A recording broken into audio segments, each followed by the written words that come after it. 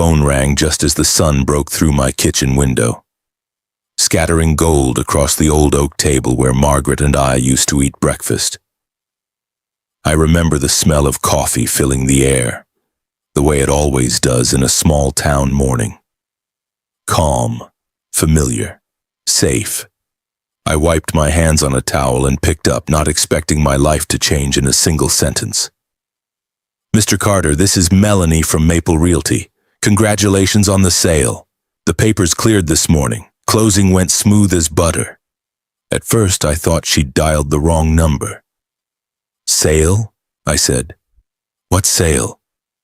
"The house on Willow Bend, sir. Your property. Sold to the Aldridges. Lovely couple from Columbus." Silence. Even the ticking of the kitchen clock seemed to stop. My heart thudded in my chest, a deep, wrong kind of beat. "Ma'am," I said slowly, "there's been some mistake. That's my home. I never sold my house." Her cheerfulness faltered. "But Mr. Carter, your son signed all the documents weeks ago under power of attorney. It's all legally processed." I gripped the phone tighter, felt the blood drain from my face. Power of attorney. The one I'd given Daniel last winter just in case I ever wound up in the hospital again. I'd trusted him with my life. And now, without a single word, he'd used that trust to strip me of the last piece of my wife's memory. Before we continue, make sure to hit the like button. Also tell us in the comments, what time is it where you are right now and which city are you watching from? I love seeing how far our stories travel. I hung up without saying goodbye. The coffee had gone cold by the time I sat down. Outside, the street was waking, mail truck rattling past, kids pedaling their bikes to the school 2 blocks away. The kind of morning where everyone's world keeps spinning, except yours. I looked around the kitchen, the chipped yellow paint, the curtain Margaret sewed from old gingham scraps. Everything I saw was her. Every corner had her handprint. The idea that strangers, new owners, would walk these floors made my chest ache like something heavy pressing from the inside. By 9, I was standing in front of Daniel's auto repair shop, engine grease smell thick in the air. He was out back, sleeves rolled up, head under a hood. When he saw me, his smile froze halfway. He knew. "Morning, Dad," he said too casually. I didn't answer. "You sold my house." He straightened, wiped his hands on a rag, eyes darting everywhere but mine. "It's complicated."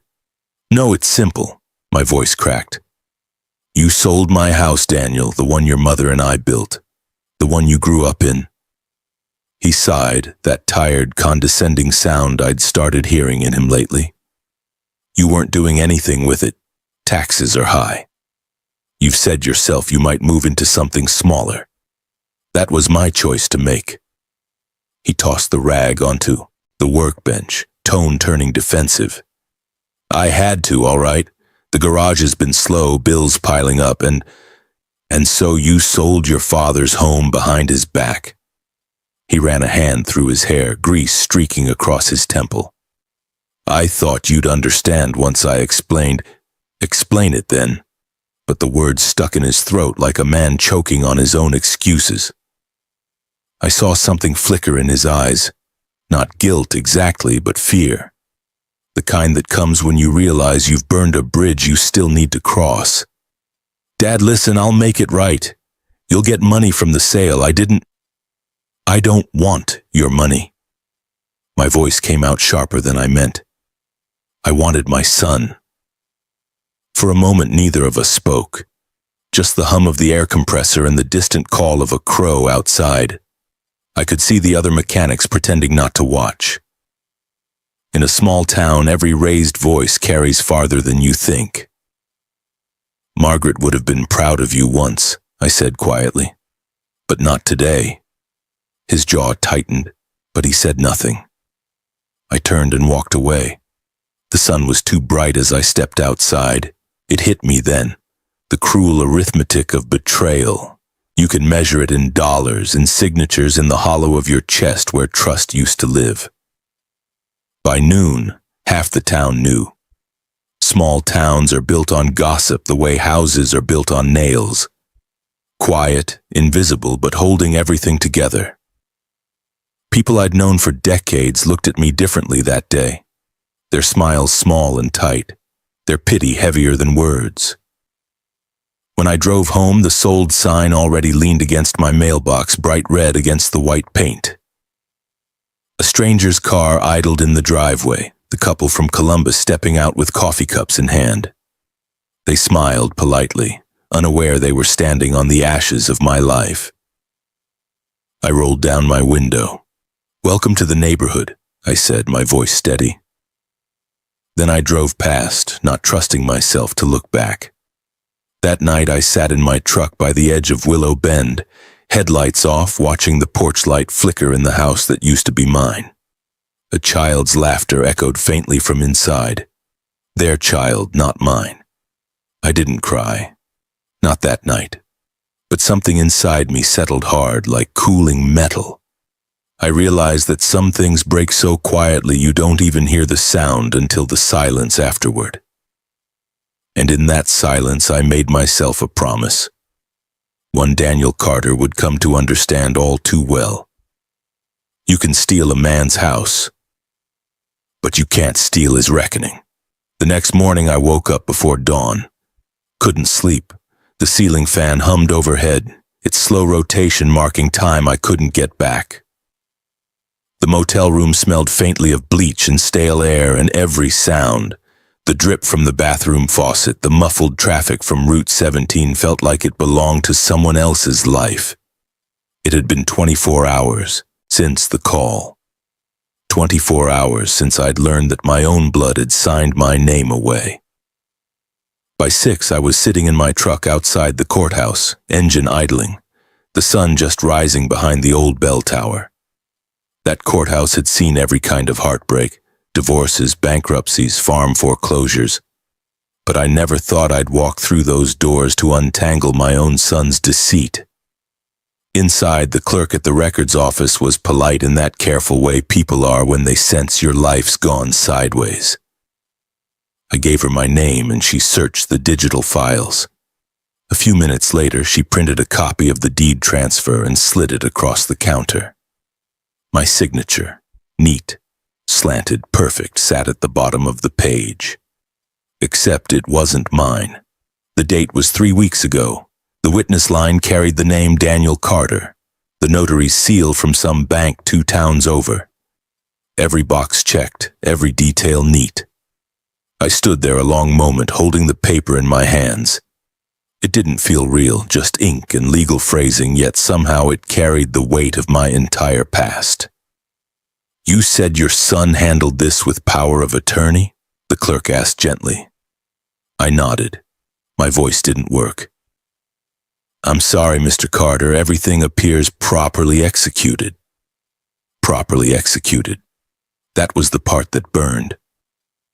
I walked out into the crisp morning, the sound of sparrows and distant traffic rising together, and sat on the courthouse steps. The paper trembled slightly in my hands. Power of attorney. A simple phrase I'd barely thought about when Daniel handed me the form last December. "Just in case, Dad," he'd said. "You've been having those dizzy spells. If something ever happens, I'll need to make decisions fast." I'd signed without reading the fine print, trusting the boy I'd raised to know the difference between duty and greed. Now standing in the same town square where I'd taught him to ride a bike, that trust felt like a cruel joke. The courthouse clock struck 7. I folded the papers and drove toward Daniel's house. He lived in one of those new subdivisions on the edge of town. Identical beige homes lined up like soldiers. His wife, Kelsey, opened the door before I could knock. She wore a robe, mascara smudged beneath her eyes. "Frank, he's asleep," she said quickly, "and it's early." "Wake him." Something in my voice must have told her I wasn't leaving. She disappeared down the hallway. Moments later, Daniel emerged, hair messy, irritation already bubbling behind his eyes.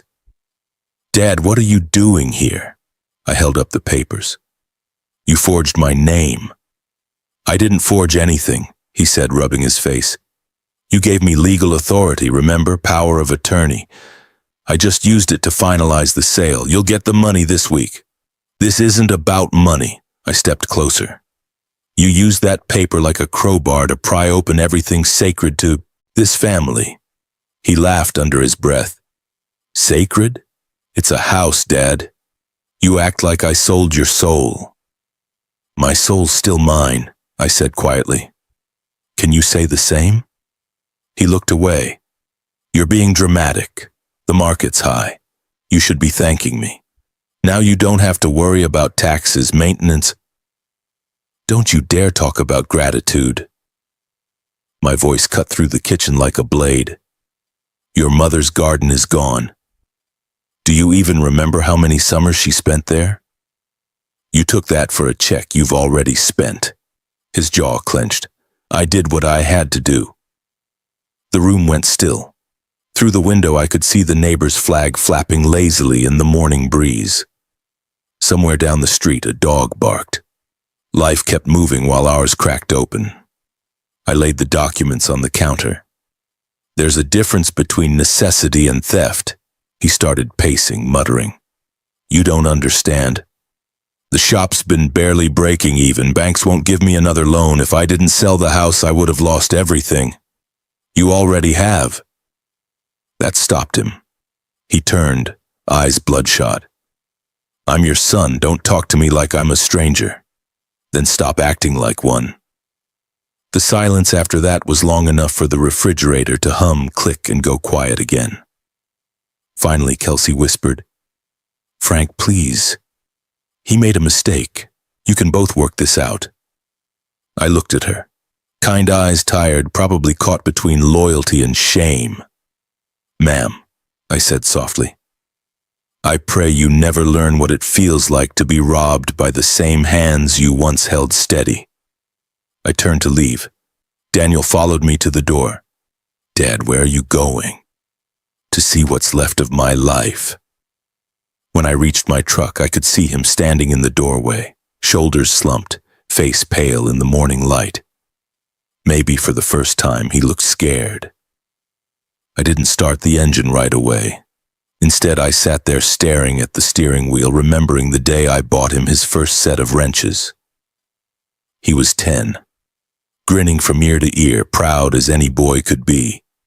He'd said, "I want to fix things, Dad, just like you." And now here we were, something broken between us that no wrench in the world could repair. Back at the motel, I spread the papers on the small desk, running my thumb along the fake signature. My name looked perfect, perfect enough to fool a bank, a notary, the state of Ohio. I thought of Margaret. She would have known what to say, would have calmed the fire burning in my chest. Instead, all I had was silence and a thin sheet of legal paper proving how far trust can fall. Outside, thunder rolled low over the hills, promising rain. The air smelled like metal and summer endings. I folded the document once, twice, then set it aside. If Daniel believed he'd won, he didn't understand me at all. I'd spent my whole life fixing what other men ruined: engines, marriages, reputations. But this was different. This wasn't something I could mend. This was something I'd have to dismantle, piece by piece. And when I was done, my son would finally understand what ownership really meant. The first rain of September came down steady, soft, and patient, the kind that soaks into the soil without fanfare. I drove out to Willow Bend under a gray sky, the wipers ticking slow, steady time.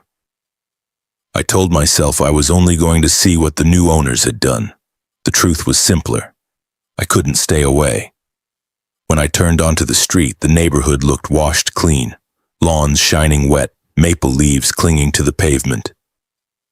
My truck idled at the curb in front of the house that used to be mine. The Aldridges had wasted no time. The porch railings were repainted white, the flower beds freshly turned. The marigolds Margaret planted every spring were gone, replaced by ornamental shrubs that looked too perfect, too store-bought. I sat there until the rain blurred my windshield, until the shape of the house became a watercolor memory. Part of me expected to see Margaret through the kitchen window, her hair tied up, humming to a song I'd long forgotten the lyrics to. For an instant, I almost convinced myself I did. A shape, a flash of motion. Then nothing. I didn't realize the tears running down my face weren't from the rain until one rolled over my lips and tasted like salt. I started the engine and drove to the edge of town, past the grain silos and the old drive-in theater that hadn't played a movie in years. The Maplewood Inn sign flickered half-lit. I'd been staying there a week, paying by the night. The owner, Ruby, was kind enough not to ask questions. My room was small. One window, one chair, one lamp that buzzed faintly when turned on. The wallpaper was peeling and the carpet smelled of old smoke. Still, I called it temporary peace. That night I cooked a can of soup on the motel's hot plate and ate it standing up. The hum of the refrigerator filled the silence where conversation used to be. I'd spent 40 years fixing things with my hands. Now I couldn't fix my own blood.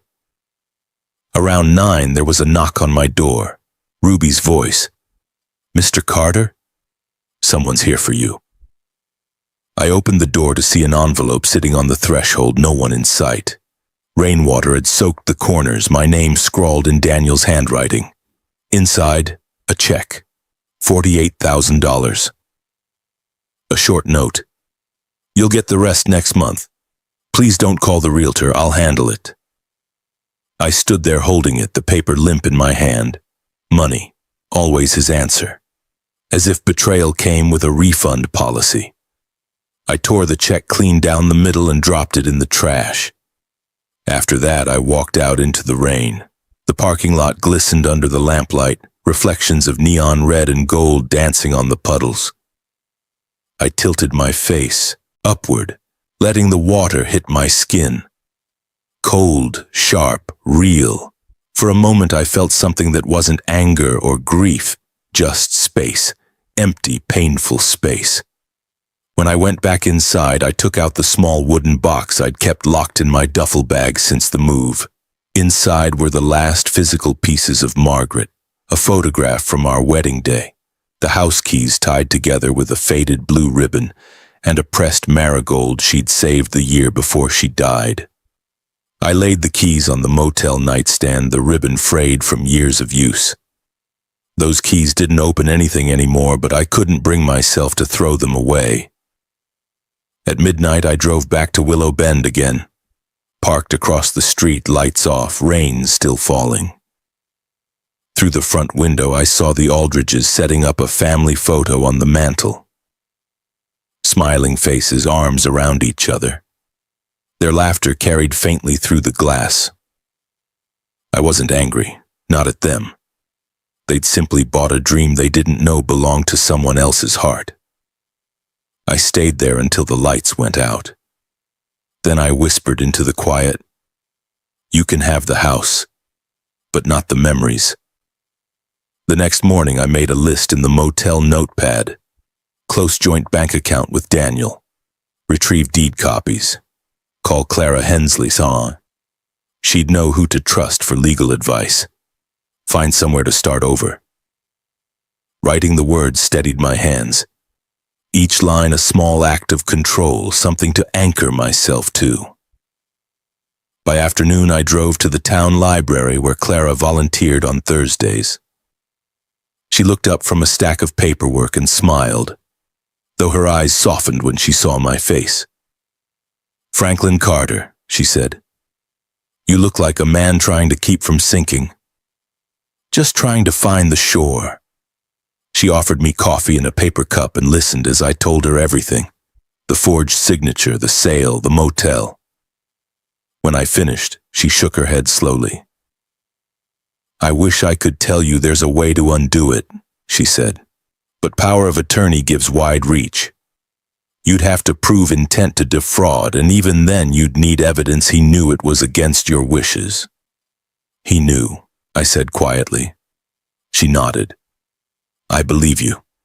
But the law cares more about paper than truth. Paper over truth. Those words landed hard. She handed me a card for a lawyer in the next county and squeezed my hand. If you need a witness to your character, I'll be there. Don't lose yourself in this, Franklin. You're the one thing he can't take. That night, back in the motel, I laid her card beside Margaret's keys.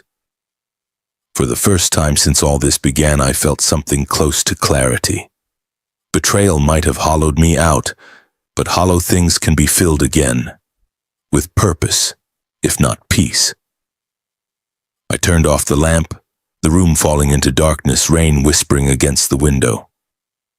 Somewhere inside that steady rhythm, I made another promise. I would find a way to turn this wound into a weapon, not for revenge, but for truth.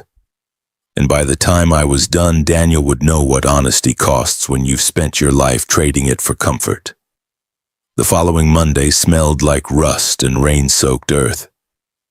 I drove to the next county, coffee cooling beside me, the lawyer's card from Clara folded in my pocket until the edges softened. The office sat above a pawn shop on Main Street. A small brass plaque read Hensley & Comer Legal Services. Inside, the walls were lined with faded diplomas and a single window that looked down on the courthouse square. The attorney, a woman in her 50s named Miriam Hensley, greeted me with the kind of calm that comes from having heard every version of betrayal. "Mr. Carter," she said. Clara called ahead. "Sit down. Tell me what happened." So I did. All of it.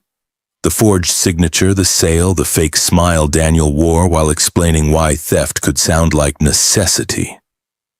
Miriam listened, hands folded. When I finished, she tapped her pen against her legal pad once, twice.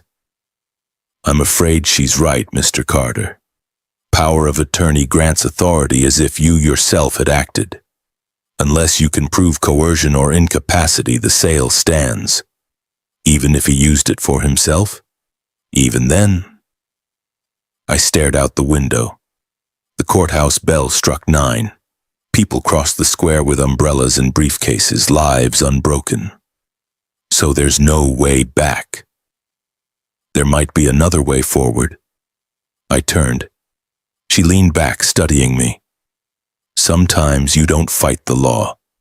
You build something new that the law can't touch. A different kind of legacy." Her words stayed with me long after I left.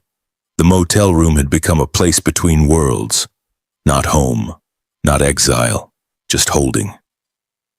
I sat at the desk that night, Margaret's keys beside my coffee cup, and began making notes the way I used to plan engine rebuilds. Every bolt, every gasket, every moving piece written down before I touched a single tool. This time the diagram wasn't mechanical. It was personal.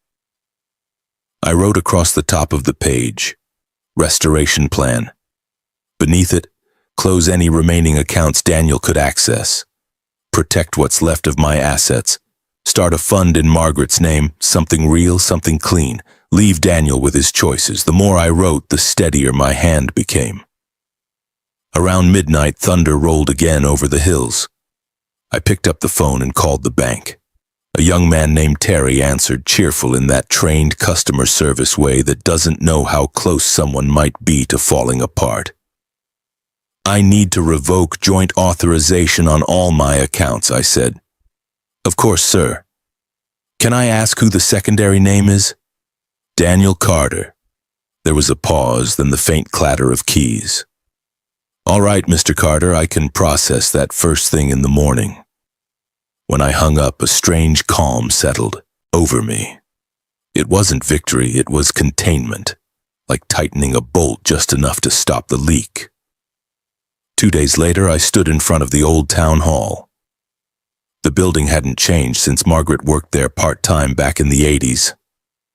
Same chipped white columns, same smell of paper and old varnish. Clara met me on the steps, umbrella in hand. "I hear you saw Miriam." "She told me the truth," I said. "The law won't fix what the heart already broke." Clara nodded. "Then what now?" "I'm not chasing what's gone. I'm building something he can't touch." She smiled, that sad, proud smile people give when they realize you've stopped waiting for justice and started creating your own. Margaret would like that. We walked in silence for a while. The rain had stopped, but puddles shimmered like little mirrors across the square. I could see our reflections walking side by side, two old friends carrying years heavier than they looked. That night, Daniel called. I almost didn't answer, but curiosity is its own kind of weakness. "Dad," his voice came through, tired, rushed.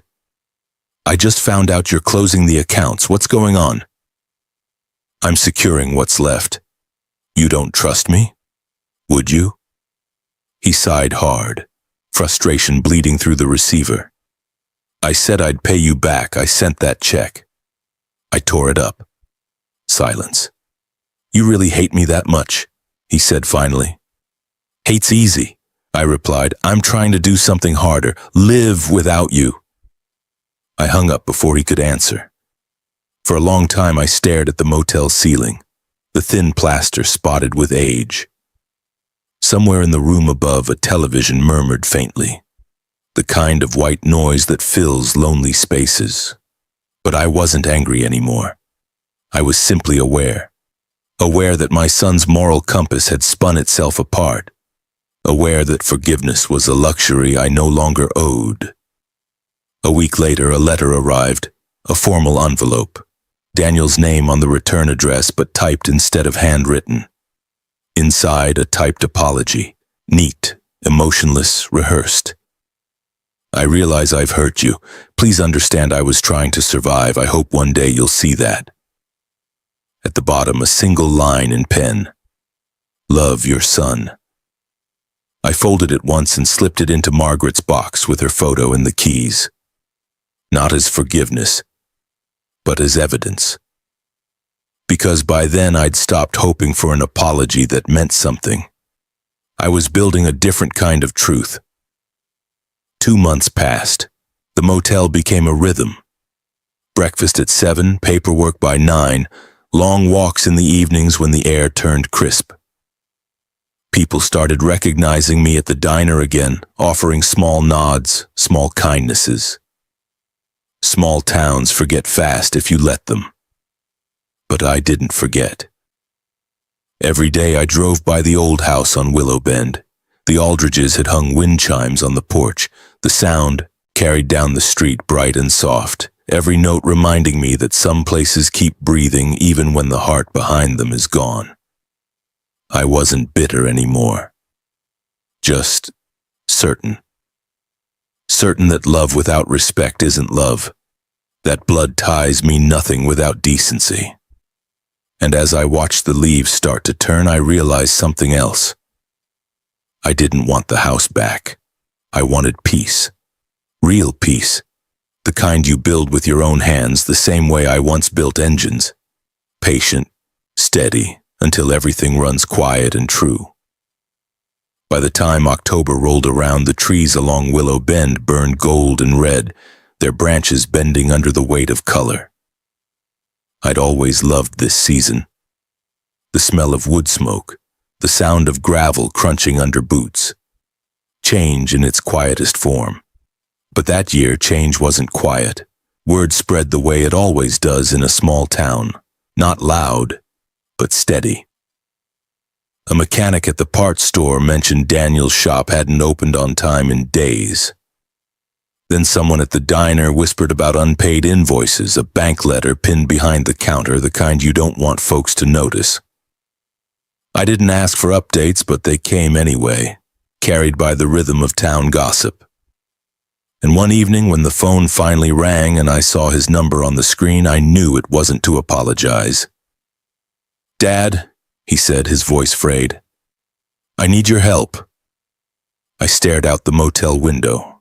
Rain again, tapping against the glass like impatient fingers. "Help with what?"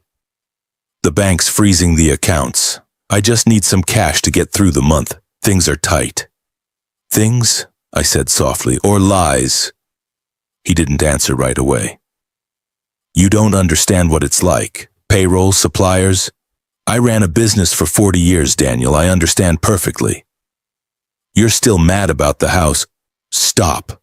My voice was calm, steady. You didn't take a house. You took your mother's memory and you sold it for the price of a mistake you still won't admit. He breathed hard into the receiver. So that's it? You're just done with me? I'm not done. I'm just finished paying the price for your choices.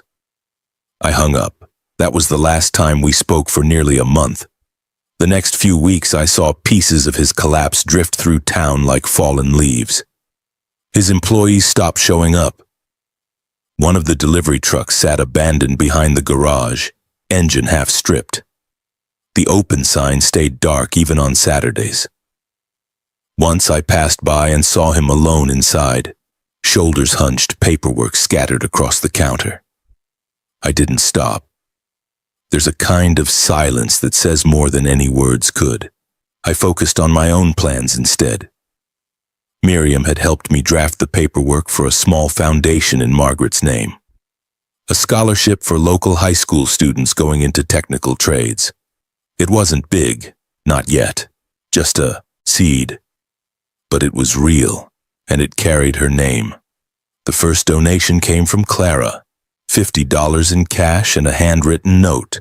For the kids who fix things like you always have. I kept that note taped to my motel mirror. One night, while sorting through the legal documents, I got a text from an unknown number. He's in trouble, Frank. You should check on him. No signature. I didn't have to ask who he was. Against my better judgment, I drove to the shop after dark.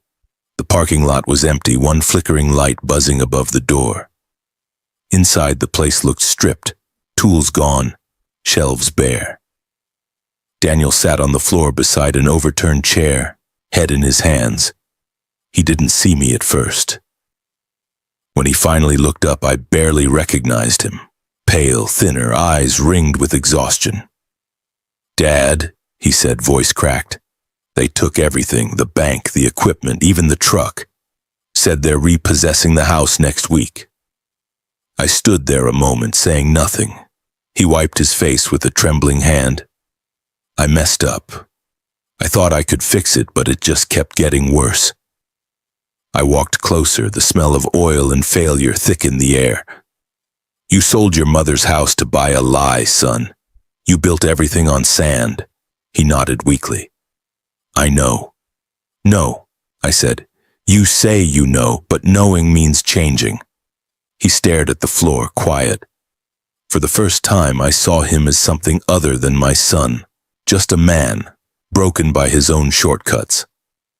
I didn't come here to punish you, I said finally. I came because Clara called. She said you hadn't eaten in 2 days. He managed a hollow laugh. Always Clara, huh? Town never stops watching. Small towns don't let go, I said. That's the curse and the blessing.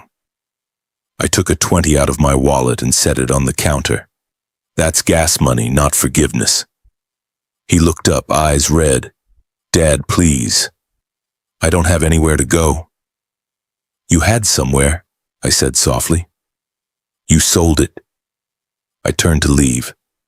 Behind me, I heard him say, almost to himself, I thought you'd always save me. I stopped at the doorway, rain dripping from the roof outside. That was your first mistake, I said. Believing love meant rescue. And I walked out into the night. A week later, I heard the shop was closed for good. Bank auction scheduled for November.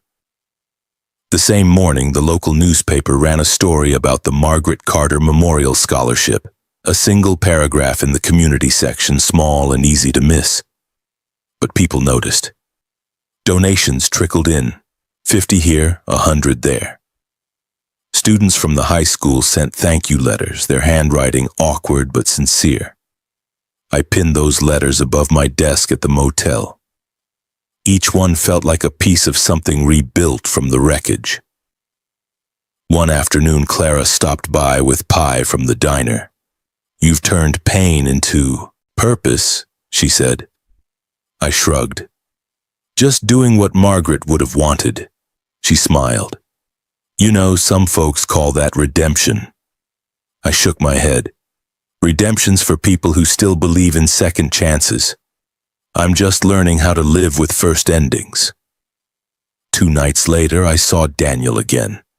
Not in person, but on the local news. The headline read, "Local mechanic faces bankruptcy fraud investigation." The anchor's voice was even clinical. They showed footage of the sheriff's deputies hauling boxes of files from his garage. The reporter said the investigation stemmed from misuse of business loans and falsified inventory reports. I muted the TV and just sat there staring at his face on the screen. That was my son, the same boy who used to crawl under cars with me on Saturday mornings asking how an engine breathes, who once believed honesty was part of craftsmanship. And now, he was another story in the 6 o'clock segment. The motel room felt smaller than usual. I turned off the TV and looked at the photograph on the nightstand. Margaret smiling in her garden sunlight caught in her hair. "I did everything I could," I said aloud. But the truth settled heavier than comfort. Maybe that was the problem. Maybe doing everything had made him believe there were no consequences. Now life was teaching him the lesson I never could. It was nearly winter when the knock came. One of those gray evenings when the light fades early and the sky looks bruised, heavy with unshed snow. I'd just finished washing my dinner plate in the motel sink, humming a tune Margaret used to love when I heard it. 2 slow knocks, then silence. I wasn't expecting anyone. Ruby never knocked after 6, and Clara always called first. When I opened the door, Daniel stood there. He looked smaller than I remembered. His jacket hung loose, face pale beneath the porch light. For a moment, neither of us spoke. The sound of distant traffic filled the gap between us, carrying the weight of things we'd never said.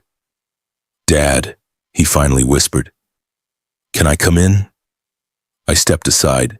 He hesitated before crossing the threshold, eyes darting around the small room. The unmade bed, the stack of letters on the desk, the box with Margaret's photo on top. He looked like a man visiting the ruins of his own mistakes. "I didn't know where else to go," he said quietly. "They took the house last week.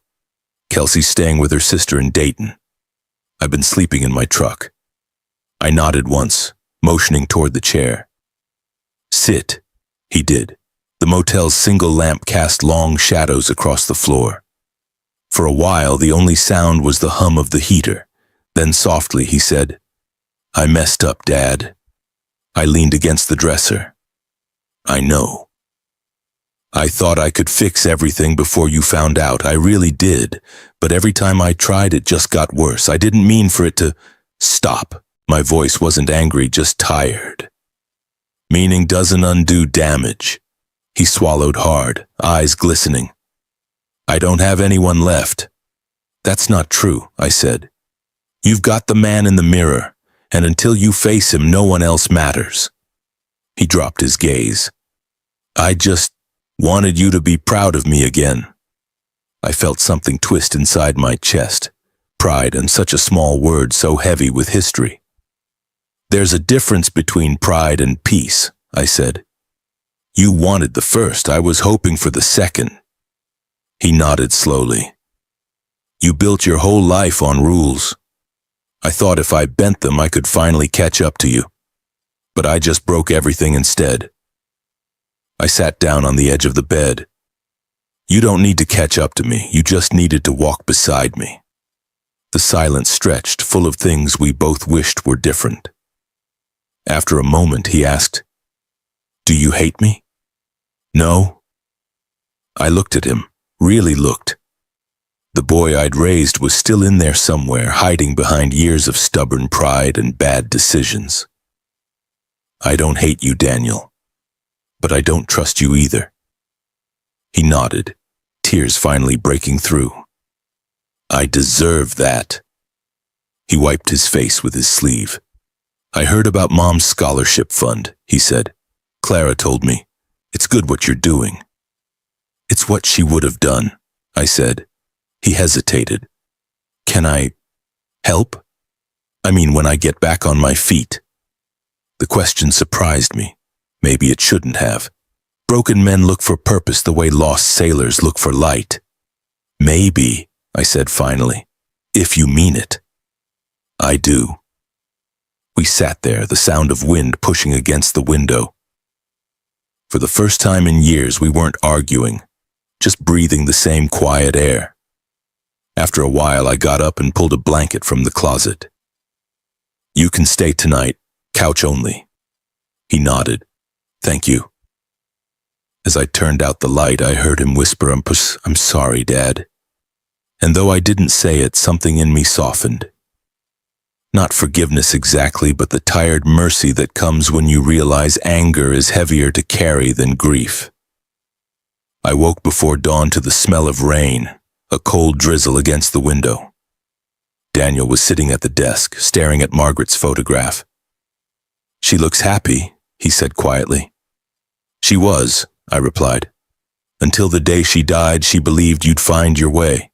He turned, eyes red. Do you? I didn't answer right away. I poured us both coffee instead, the cheap motel kind that tastes like tin and memory. I believe people can change, I said. But I've learned not to expect it. That way, when they do, it feels like grace, not surprise. He nodded. I'll take that. We drank in silence. The steam from the cups curled between us like a fragile truce. When the sun rose, I drove him to the shelter by the train tracks. It wasn't much. Warm, meals, a cot, a place to start over. As he got out of the truck, he hesitated. Will I see you again?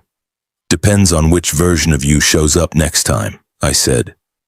He nodded, swallowed hard, then shut the door. I watched him walk through the double doors, his shoulders hunched against the wind. For the first time, he looked like a man carrying his own consequences, and that, maybe, was the beginning of something real.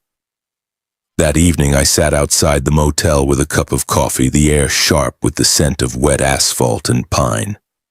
A stray cat wandered up, brushed against my boot, and settled there. Uninvited but welcome. I thought of Margaret, of how she used to say love wasn't about holding on. It was about letting go without bitterness. Maybe this was what she meant. Not forgiveness, not reconciliation, just peace. The kind that comes after the fires burned everything unnecessary away. When the cat purred and the town's lights flickered on one by one, I realized the anger had gone quiet. And in its place, something simpler took root. Not happiness, not yet, but stillness. And for the first time since that phone call months ago, that felt like enough. Winter settled over Maplewood like a thick blanket, soft, heavy, and unrelenting. The streets went quiet save for the crunch of boots on ice and the distant sound of church bells marking another Sunday I hadn't attended. 3 months had passed since Daniel showed up at my door, thinner than memory and stripped of every defense. In that time, he'd kept to the shelter, working odd jobs when he could. Word around town was he'd started fixing bicycles for the local kids, charging only what they could afford. Sometimes nothing at all. I didn't visit, but Clara did. She told me he seemed different, quieter, humble in a way she hadn't seen before. I wanted to believe her.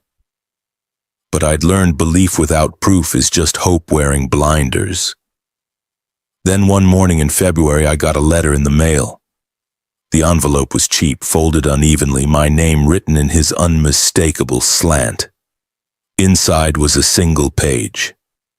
Dad, I've been sober 2 months. I'm working part-time at the hardware store now. They pay me in cash. It's not much, but it's mine. I know I don't deserve forgiveness. I just want you to know I'm trying. I'd like to see you if you're willing. Maybe we could walk by the house one last time. Daniel. I read it twice, then laid it beside Margaret's photograph. Her eyes seemed to meet mine, patient, steady, asking the same question that letter did. Is it time? The next afternoon, the sky hung low and pale as I drove to Willow Bend. The house looked the same. The Aldridges had hung a wreath on the door, their children's snowman standing crooked in the yard. Daniel was already there, hands stuffed in his coat pockets, breath ghosting in the cold air. He turned when he heard my truck. For a moment, we just stood, across from each other, the man I'd been and the man I'd raised. "Thanks for coming," he said. I almost didn't. "I wouldn't have blamed you." We walked the sidewalk together, slow. The street was lined with the same old mailboxes, the same cracked pavement Margaret used to curse when the lawnmower caught on it. He pointed toward the house. "Looks good, doesn't it?" "It does," I said. "They take care of it." He nodded. "I drive by sometimes. I don't stop, just look." We reached the gate, the one I'd built with my own hands 30 years ago. The paint had peeled, but the frame held firm. I ran my fingers over the wood, the memory of every nail still there. "I've been thinking," Daniel said, voice low, "about what you said that night, about rescue. You were right. I kept waiting for someone to fix what I broke. You, Mom, anyone but me." He looked at the snow beneath our feet. "I can't fix what I did, but I'm learning to live with the cracks." I nodded slowly. "That's the first honest thing you've said in a long time." He smiled faintly. "I had a good teacher." We stood there in silence, the wind whispering through bare branches. Finally, I said, "Forgiveness isn't about letting you in, son. It's about letting myself rest." He swallowed hard. "Does that mean you forgive me?"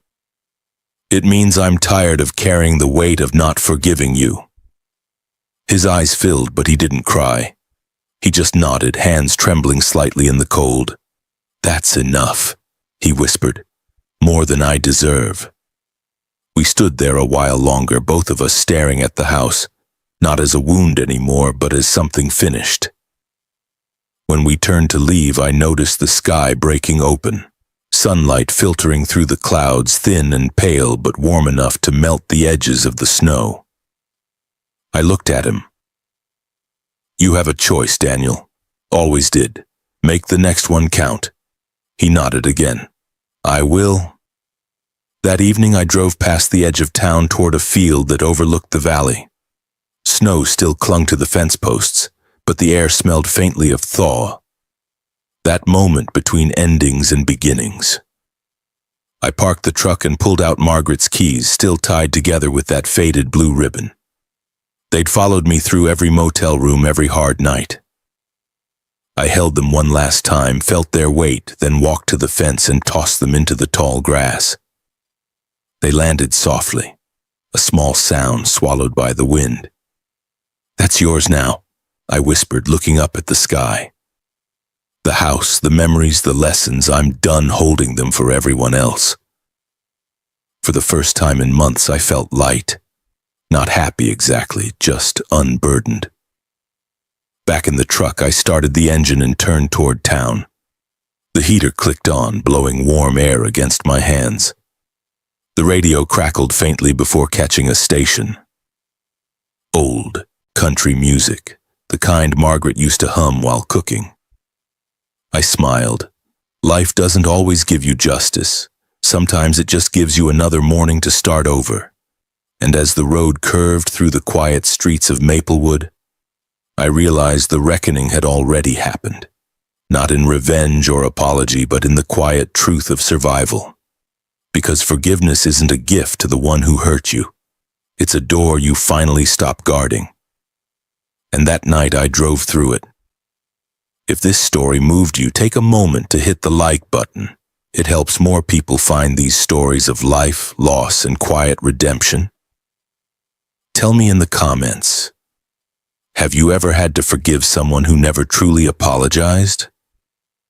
I read every story you share, and sometimes your words become the reason someone else finally finds peace.